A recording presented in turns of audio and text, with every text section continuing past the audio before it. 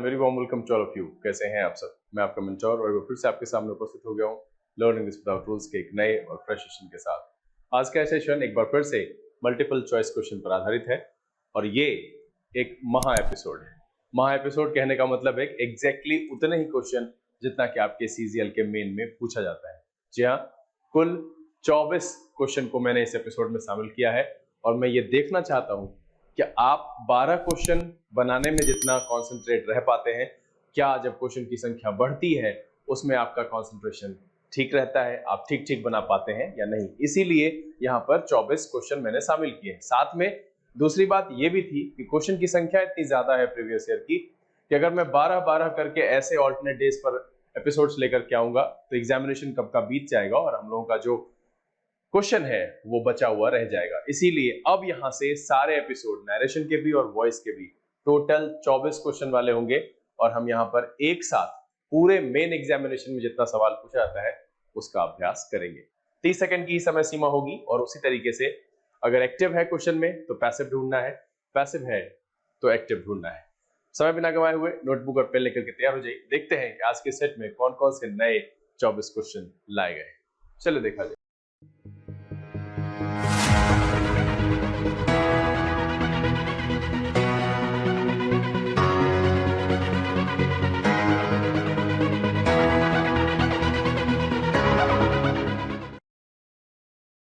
आइए हम आज के सेशन की शुरुआत करते हैं और बारी बारी से आज के सेशन में लाए गए मल्टीपल चॉइस क्वेश्चन को आपके सामने रखते हैं।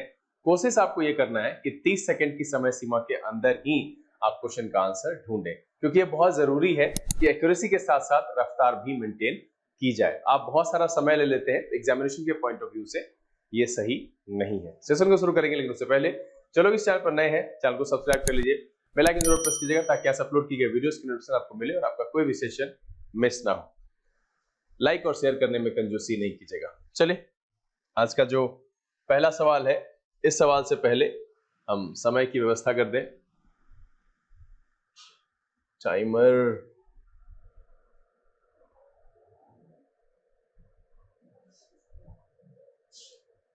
चलिए, पहला सवाल और आपका समय शुरू होता है अब।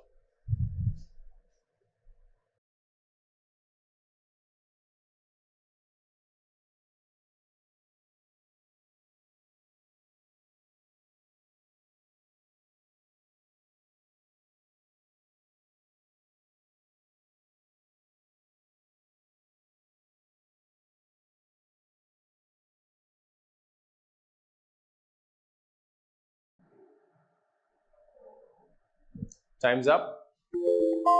चलिए देखा जाए इस सवाल में क्या कह रहा है। सवाल यहां पर है कि did the noise frighten you. अब देखिए, अगर हम इस डिड को हटा लें तो यहां पर हो जाएगा फ्राइटेंड, है ना। होना चाहिए इसका, ये मेरा टोटल वैल्यू V2 का है, इसके बदले क्या होना चाहिए, वॉज या वर होना चाहिए।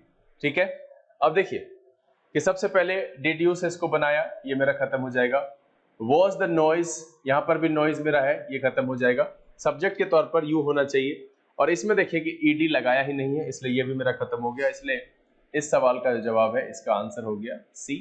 बिल्कुल यहां से आसानी से हम इस सवाल का आंसर ढूंढ पाए और आपने भी इसे कर लिया होगा 30 सेकंड की समय सीमा के अंदर। चलिए अगला सवाल और आपका समय शुरू होता है अब।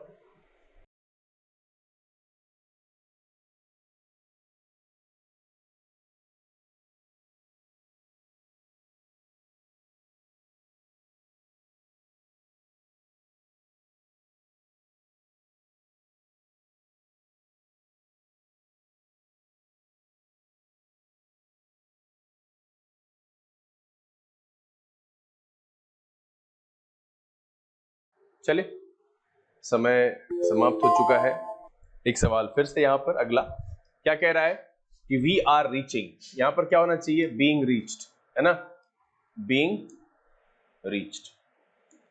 अब देखिए the end of this exercise is ended, ये मेरा गलत हो गया। The end of this exercise is being reached लग रहा है। अगला भी देखेंगे, दिस इज और दिस एक्सरसाइज हैज, ये भी खत्म हो गया। इसलिए इस सवाल का जो जवाब है मेरा वो हो गया आपका बी। देखिए मैं थोड़ा तेज रख रहा हूं और मैं आपका ज्यादा समय बर्बाद नहीं करना चाहता। मैं चाहता हूं कि बस आराम से हम जितने कम से कम समय में 24 क्वेश्चन यहाँ पर प्रैक्टिस कर सके। चलिए अगला सवाल और आपका समय शुरू होता है अब।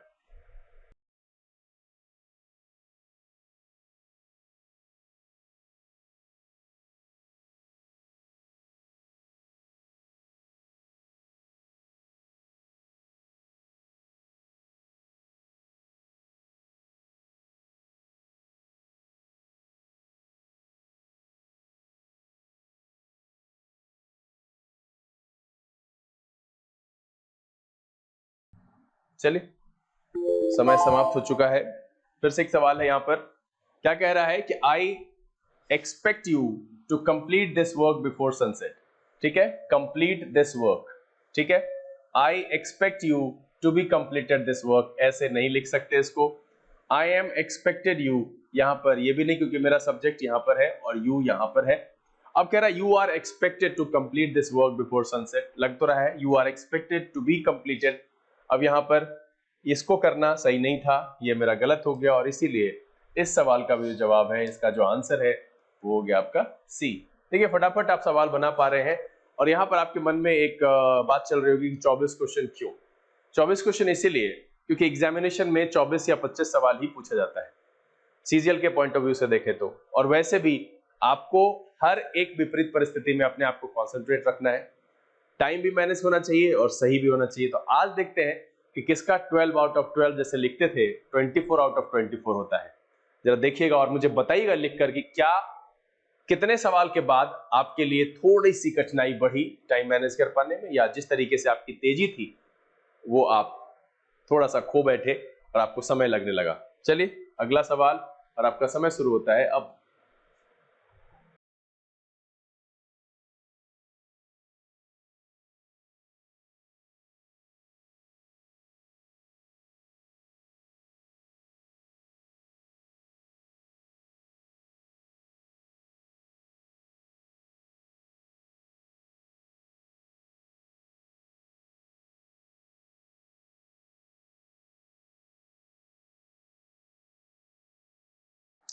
Times up. उम्मीद है आप सबने 30 सेकंड की समय सीमा के अंदर इसको कर लिया होगा।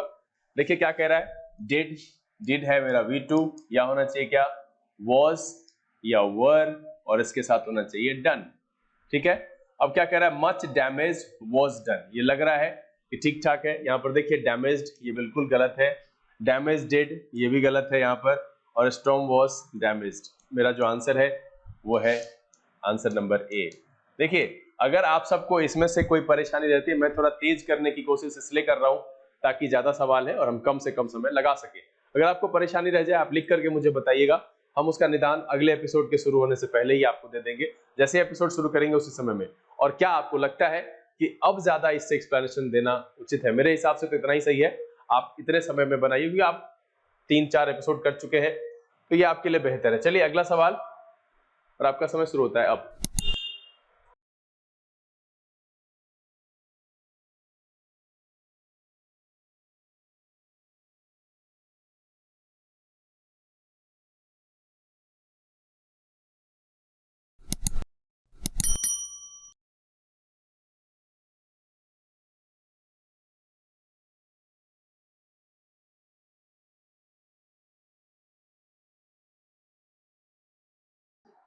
Times up. देखिए क्या कह रहा है, द बॉय हैज रंग द बेल। जैसे यहां पर हैज है, या होना चाहिए हैज बिन। ठीक है, अब देखिए हैज बिन या हैव बिन, इसमें कह रहा है the bell has been rung by the boy, the bell was, यहां पर भी वाज, हैज बिन बीइंग यहां पर खत्म, और इसीलिए जो इस सवाल का जवाब है, इसका जो आंसर है ये भी आपका हो गया ए। चलिए अगला सवाल और आपका समय शुरू होता है अब।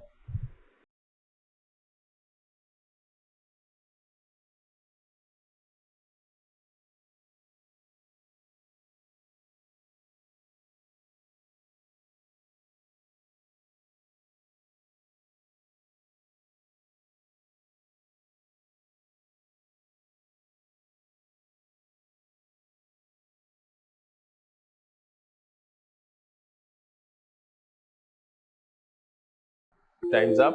चलिए इसका भी फटाफट हम आंसर देख लेते हैं। क्या कह रहा है, he likes to people to call him sir. अब कह रहा है he likes to be called. अब देखिए टू कॉल का टू बी कॉल्ड ये ठीक तो लग रहा है, ठीक है। अब देखिए यहाँ पर है he likes to be call, अब यहाँ पर ये तो गलत है, to be call नहीं होना चाहिए। he likes people who call, ये भी गलत हो गया। to call ये भी खत्म हो गया। इसीलिए इस सवाल का भी जवाब है, इसका आंसर है ए। बिल्कुल आप यहाँ आसानी से इसको समझ पाए होंगे और आपने भी सही किया होगा। अपने ऑप्टेन मार्क जरूर लिखिएगा। चलिए अगला सवाल और आपका समय शुरू होता है अब।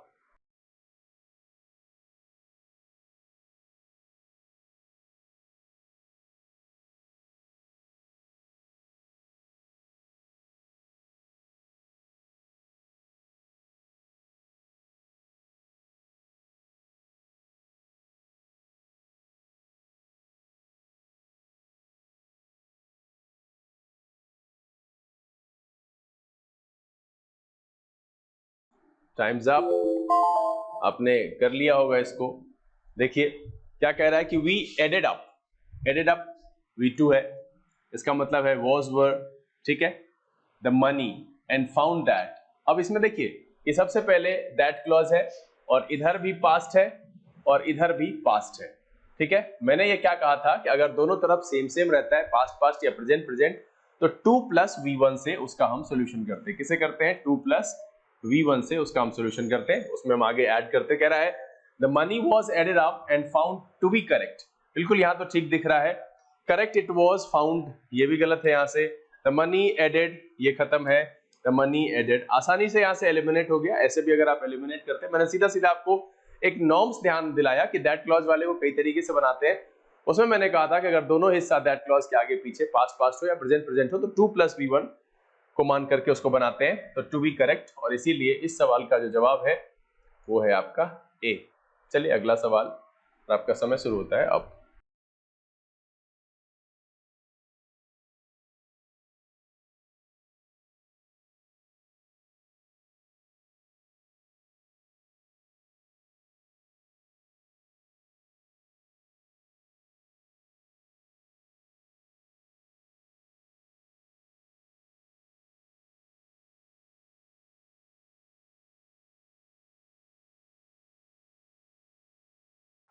Times up. देखिए ये सवाल जैसा कि देख के लग रहा है कि पैसिव में है, क्योंकि लिखा हुआ है हैव बीन कट, ठीक है, बाय समवन। यहाँ पर नहीं दिया हुआ है तो हम ले लेंगे बाय समवन, क्योंकि हमको इसी से बनाना है। अब देखिए कि someone has been cut the telegraph wire, यहाँ पर फिर से इसको ऐसे नहीं बनाएंगे क्योंकि यहाँ पर पैसिव में है। नो वन हैज, नो बिल्कुल नहीं होगा। The telegraph wires have cut someone नहीं है। और एलिमिनेट करने के बाद जो है आंसर मेरा सीधे सीधे यहाँ पर आ गया इसका डी। और वैसे भी आप देखिए तो someone has cut the telegraph wires, और जब इसको चेंज करेंगे क्या हो जाएगा? The telegraph wires have been cut। चलिए अगला सवाल और आपका समय शुरू होता है अब।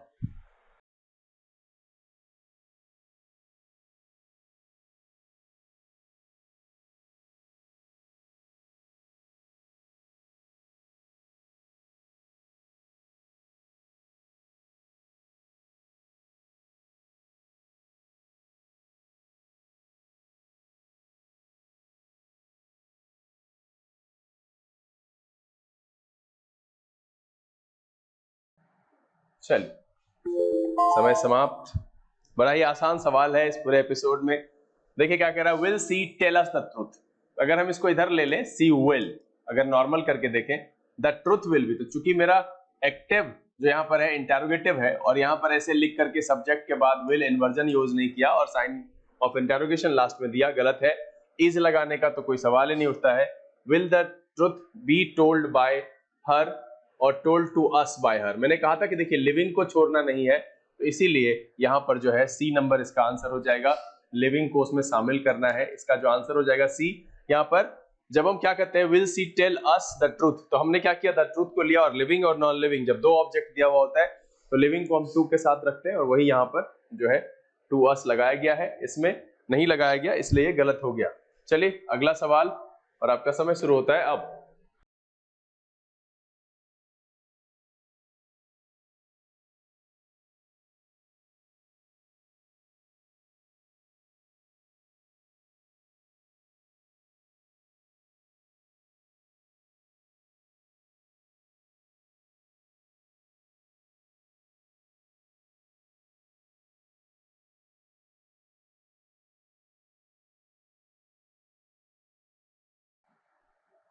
चलिए समय समाप्त हो गया और यहाँ पर सवाल को लंबा देखकर घबराने की जरूरत नहीं है। इसको देखिए, अगर हम इसको यहां से ऐसे हटा लें और इसके बदले हम m x y z जो स्टूडेंट्स है बॉयज लिखा हुआ है उसके बदले रख लें तो आप आसानी से इसको सॉल्व कर पाएंगे। सबसे पहले देखिए पनिश्ड है V2 तो was were होना चाहिए, यहाँ had been लगा हुआ है, ये मेरा खत्म हो गया। इसमें है who had not done their, यहाँ were punished है the boys और ये इस वाले हिस्से को relative pronoun इसके साथ जो है गड़बड़ हो गया, ये यहाँ से खत्म हो गया। अब कह रहा है the boys who had not done their homework were punished by the teacher और आगे क्या कह रहा है the boys who had not done their homework were being, यहाँ पर ये लिख दिया, इससे ये भी एलिमिनेट हो गया और इसीलिए इस सवाल का जो जवाब है वो हो गया आपका आंसर नंबर सी। चलिए अगला सवाल और आपका समय शुरू होता है अब।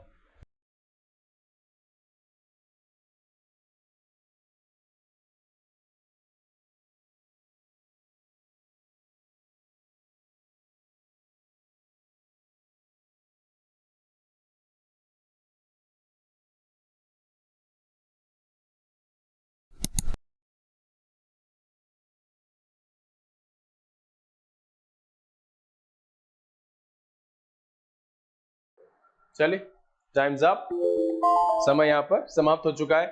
क्वेश्चन फिर से लंबा दिख रहा है, बहुत ही आसान है। कह रहा है somebody told me, यहां तक एक सेंटेंस है, लिखा हुआ आगे that there had been an explosion in the town hall।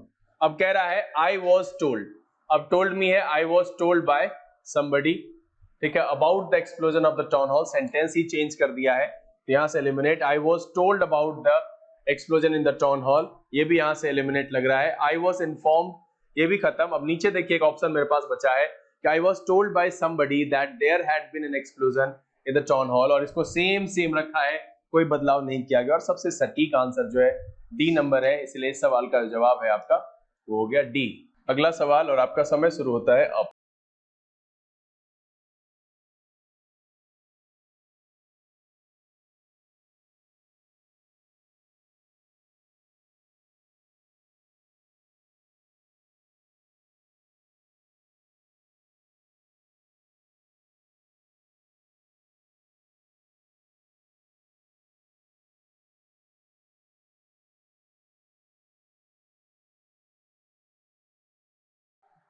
चलिए समय समाप्त हो गया। फिर से एक बार बहुत ही आसान सवाल है। क्या कह रहा है कि I waste much time on triples.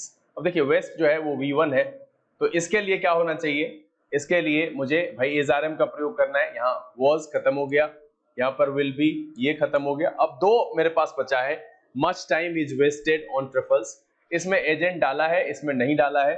तो मैंने आपको पहले ही बता दिया है कि अगर ऑप्शन में एजेंट लिख करके दिया जाए और अगला ऑप्शन हो जिसमें एजेंट ना हो तो हम प्रेफर करेंगे एप्रोप्रिएट होने के नाते एजेंट वाले को, और इसीलिए इस सवाल का जो जवाब है वो है आपका सी।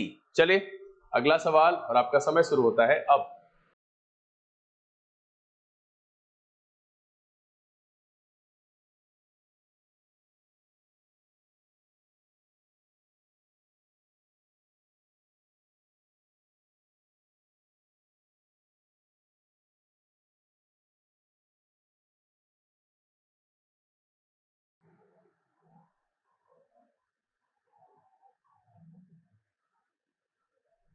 चलिए समय समाप्त हो चुका है।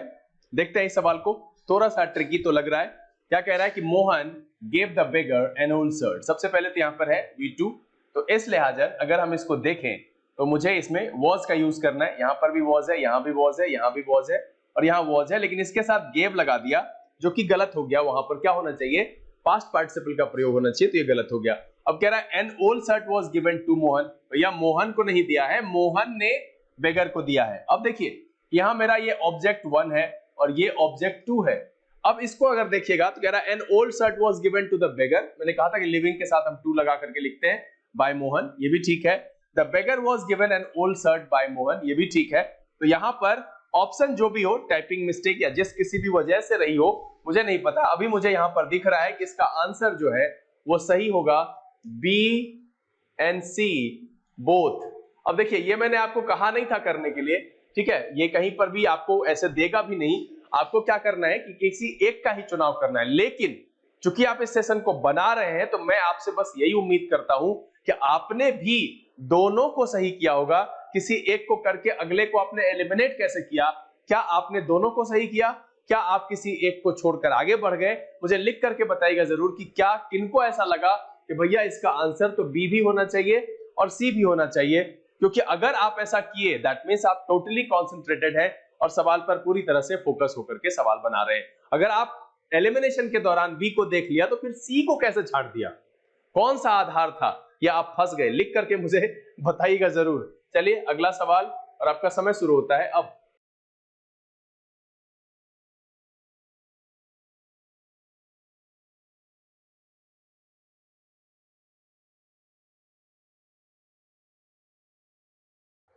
यहां रुकिएगा 1 मिनट, सवाल में यहां एक मिसिंग है, यहां हैव जोड़ दीजिए।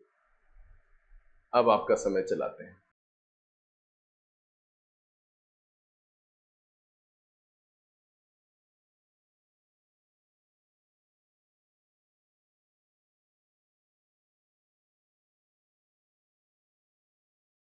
चलिए समय समाप्त हो गया है, 2-4 सेकंड हम आपको एक्स्ट्रा दे देते हैं। चलिए वापस आते हैं इधर। सवाल ऐसा कोई टफ नहीं है, कह रहा है they have made him a king. ठीक है, अब क्या कह रहा है? They have made him a king, a king has been made by him. अब देखिए यहां पर हिम, यहां पर है दे, ये मेरा खत्म।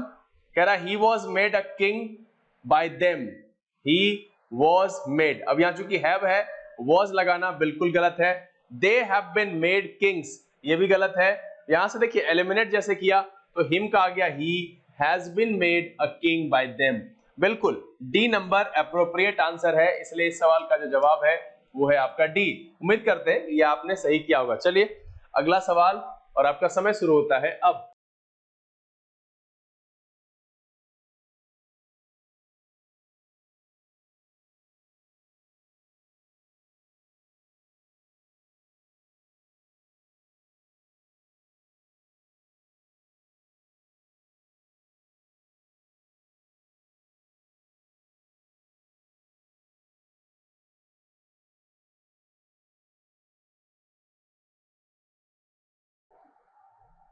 समय समाप्त।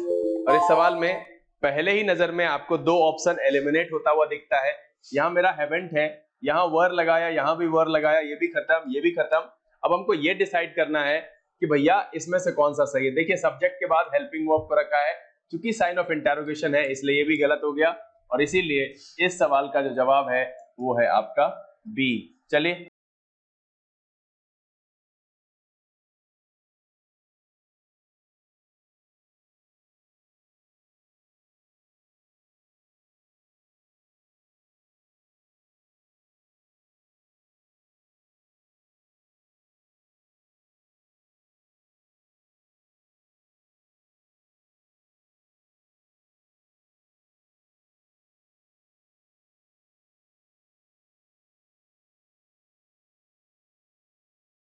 समय समाप्त हो गया है और मुझे नहीं लगता है कि आप लंबा सवाल देख करके घबराए होंगे।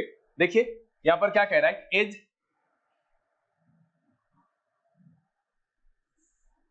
कह रहा है इज स्वेप्ट एंड मॉप्ड। अगर हम इसको देखें तो होना चाहिए स्वीप या स्वेप्स। ठीक है, स्वीप्स एंड मॉप्स, है ना। जो देख लीजिए इसमें दोनों एस या एस हटा करके हो सकता है। मतलब ये है कि हम यहां पर ले रहे हैं, यहां पर V1 या V5 में से कोई भी हो सकता है, या तो स्वीप भी हो सकता है एंड मॉप भी हो सकता है ना। दोनों में से कोई भी हो सकता है। हम यहां पर देख रहे हैं कि भैया विल स्वीप्स लगाया है, तो सबसे पहले स्वीप्स इसके साथ गलत है। हैज लगाया स्वेप्ट, यहां पर गलत है। ठीक है, समबडी स्वीप्स एंड मॉप्स, ये भी मिल गया। और यहां पर है स्वीपिंग, तो ये भी खत्म हो गया। और इसीलिए इस सवाल का जो जवाब है इसका आंसर है आपका सी नंबर। सिंपल सा है। देखिए सवाल कितना भी लंबा हो, सबसे पहले आप वर्ब फॉर्म देखिए। और पैसिव में, नरेशन में तो 2-4 चीजें देखनी पड़ती है, टेंस देखना पड़ता है, रिपोर्टिंग वर्ब देखना पड़ता है, अदर पार्ट्स ऑफ स्पीच है उसको भी मिलाना पड़ता है। लेकिन वॉइस में क्या है, अगर आप वर्ब फॉर्म्स देखिए, ऑब्जेक्ट सब्जेक्ट देखिए, एडजस्टेबल है, एडजस्ट करके आप आराम से उसका आंसर निकाल सकते हैं। चलिए अगला सवाल और आपका समय शुरू होता है अब।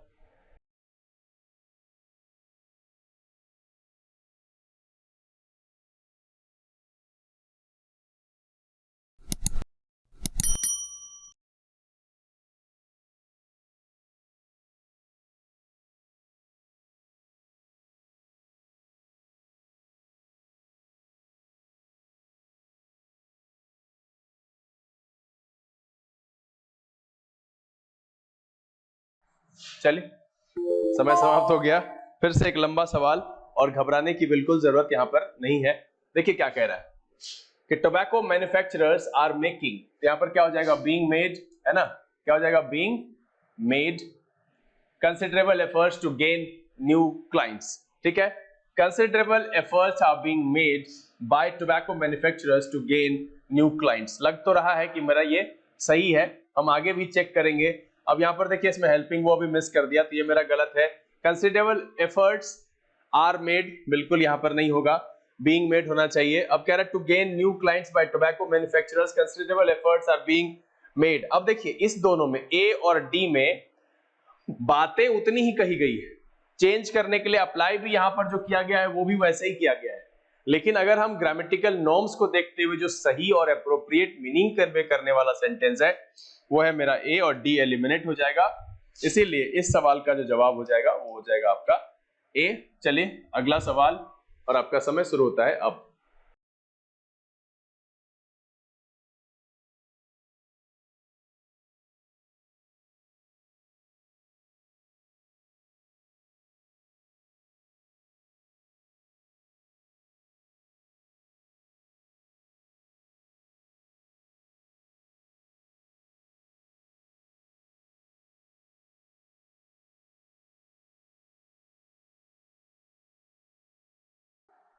चलिए टाइम्स अप। फिर से एक लंबा सवाल है, समझ पाएंगे तो आसान है, और अगर उलझ गए लंबाई देख करके तो फंस जाएंगे। क्या कह रहा है, सिगरेट स्मोकिंग कॉजेज, यहां पर क्या है, V5 2 मिलियन डेथ्स एनुअली, ठीक है। यहां पर एक सवाल है जहां पर 2 बार एनुअली है, आप इसको हटा दीजिए, ठीक है, इसको यहां सुधार लीजिए। तो क्या कह रहा है, देखिए cigarette smoking has been causing 2 million deaths annually. अब यहां पर हैज बीन लिखने का तो सवाल ही नहीं उठता है, ये यहां से एलिमिनेट हो गया। कह रहा है 2 million deaths are caused annually by cigarette smoking in the industrial state. 2 million deaths are being, यहां पर बीइंग लिखने का कोई मतलब ही नहीं है, ये यहां से गलत हो जाएगा, और हैव बीन यहां पर लिखने का है ही नहीं, तो ये जो है यहां पर सही हो गया। एक प्रिंटिंग मिस्टेक था, आप इसके चलते अगर गलत कर बैठे हैं तो कोई बात नहीं है, इसका जो है आंसर होगा बी। आप ध्यान दीजिएगा कि 2 बार एनुअली लिखना नहीं था, एनुअली यहां लिखना था, बाकी यहां पर हैव बीन लिख दिया वो गलत है, यहां बीइंग लिख दिया वो गलत है, और हैज बीन लिख दिया वो गलत है। तो ऑप्शन मेरे पास सिर्फ यही बचता है। आपने, मुझे लगता है कि आप बी ही किए होंगे, 2 बार है तो प्रिंटिंग मिस्टेक आपको समझ में आ गया होगा, इसलिए इस सवाल का जवाब है वो है बी। चलिए अगला सवाल, और आपका समय शुरू होता है अब।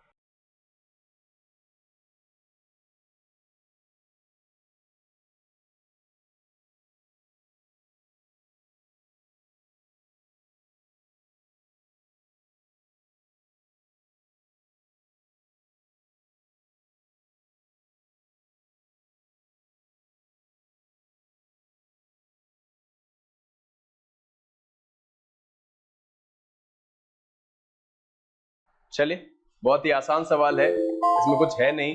कह रहा है लेट अस डू दिस, क्या हो जाएगा, this, let us do this, इसको same let me do this है, और इसमें देखिए अस लगा दिया, और वैसे भी ये है नहीं, दिस बी डन यहाँ पर नहीं है, ये भी नहीं है, सबसे अप्रोप्रिएट आंसर है, मुझे नहीं लगता है कि इसमें एक्सप्लेनेशन देने की जरूरत है। इसका जो आंसर है वो सी है कि let this be done by me. चलिए अगला सवाल, और आपका समय शुरू होता है अब।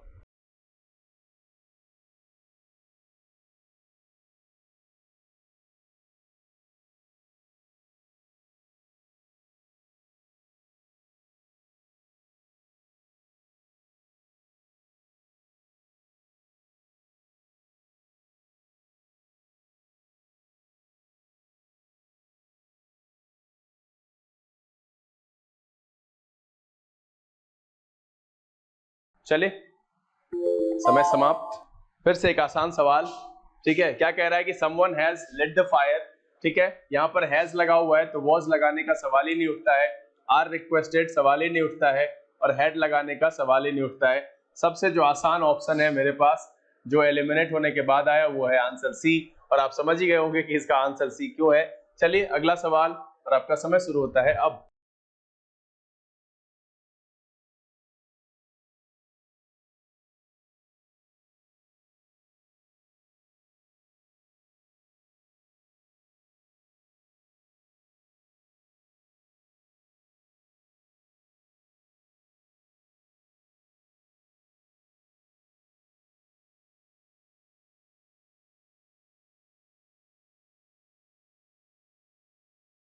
Times up.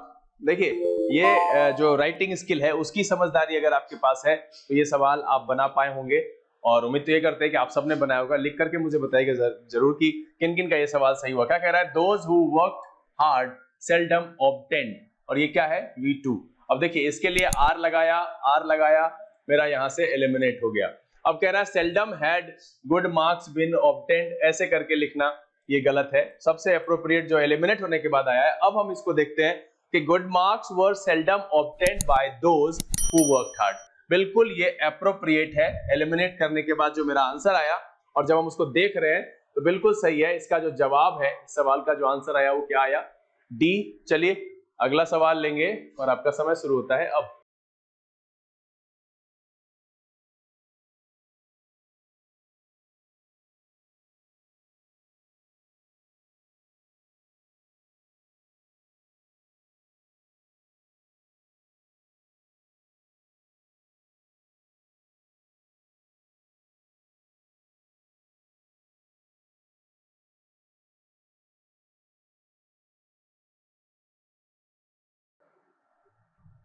चलिए समय समाप्त हो चुका है। देखते हैं क्या कह रहा है कि सबसे पहले द अकाउंटेंट टुक, मेरा V2 है, यहाँ इज लगा हुआ है, ये मेरा एलिमिनेट हो गया। इसमें वॉज है, हैड बीन है, यहाँ से खत्म हो गया, ये भी मेरा आंसर नहीं है। अब कह रहा है the money was taken from the customer by the accountant, the customer was taken the money by the accountant, ये गलत हो गया। मेरा जो आंसर है वो है आपका बी। चलिए अगला सवाल लेंगे और आपका समय शुरू होता है अब।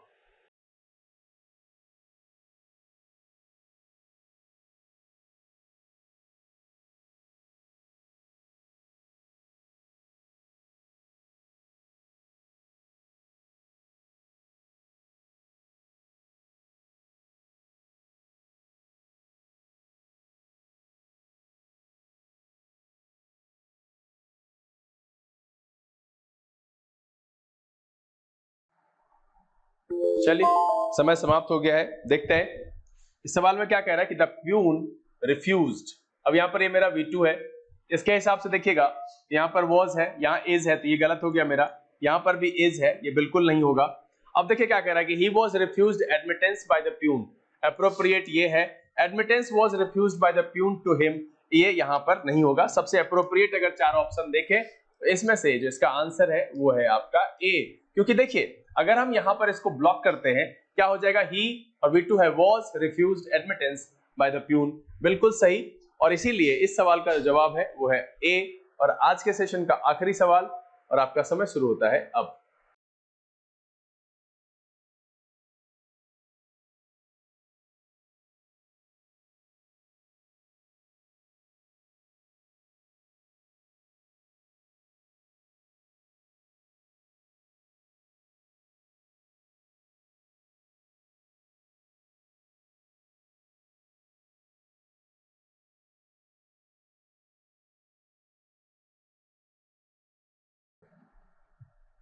चलिए ये आखिरी सवाल है और बड़ा ही आसान सवाल है, आसानी से आप इसको एलिमिनेट कर सकते हैं। क्या कह रहा है, the weavers have built a perfect dam across the stream.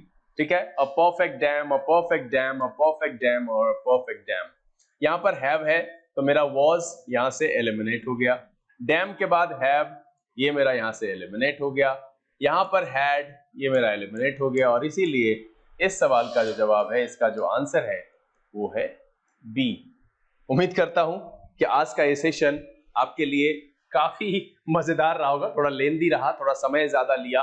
और मुझे तो उम्मीद है कि आप सब एक बार में बैठ करके ये 2400 सवाल बनाए होंगे, आपने छोड़ा नहीं होगा, इरिटेट नहीं हुए होंगे। आपका कंसंट्रेशन जैसा पहले सवाल पर था वैसा ही 10वें सवाल पर भी रहा होगा, और उसी तरीके से आखिरी सवाल तक भी आप पूरी तरह से कॉन्सेंट्रेट होकर के इसको सॉल्व किए। अगर आपने कॉन्सेंट्रेशन खोई है तो कहीं ना कहीं आपको ये एक इंडिकेशन है कि आप एग्जामिनेशन हॉल में कैसे फिर अपने आप को एकाग्र कर पाएंगे, कैसे सवाल को एकदम बिना किसी विरोध के, बिना किसी झिझक के बना पाएंगे। तो इसलिए बहुत जरूरी है कि आप अपना जो फोकस है वो बनाने की कोशिश करें। और इसलिए मैंने 24 सवाल आज अचानक से आपके सामने रखा, क्योंकि मैं देख रहा था बहुत सारे बच्चे 12 आउट ऑफ 12 कर रहे थे, तो मुझे लगा कि ये छोटा सवाल है, कम संख्या है सवाल की, इतने में आप जो है फोकस्ड रह जाते हैं? क्या आप 24 सवाल में रह पाते हैं? क्योंकि सीजीएल में 24 से 25 सवाल ही पूछा जाता है वॉइस से और नैरेशन से।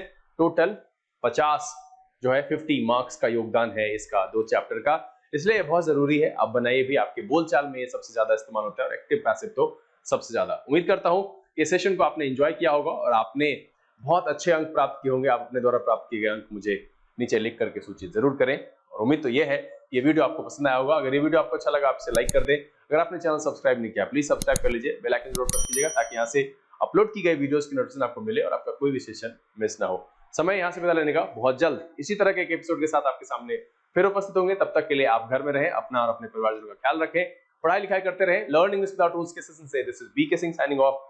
Keep reading, keep practising. Thank you, God bless you.